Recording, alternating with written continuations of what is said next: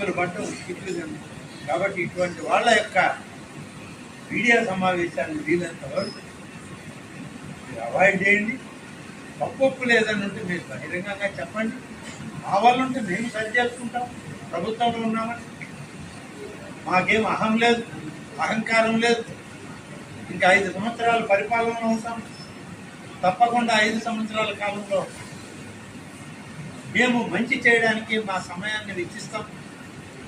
ఏ క్షణంలో కూడా మా వ్యక్తిగత జీవితం కానీ వ్యక్తిగతంగా విలాసవంతమైన జీవితానికి మేము ఎవ్వరం కూడా అవకాశం ఇవ్వము. నీకు మీడియా ముందు నేను మళ్ళీ ఒకసారి చెప్తున్నాను, ఏ పరిస్థితుల్లో కూడా వ్యక్తిగతమైనటువంటి విలాసవంతమైన జీవితాలకి మేము అలవాటు పడము. కేవలం ప్రజల సంక్షేమం శ్రేయస్సు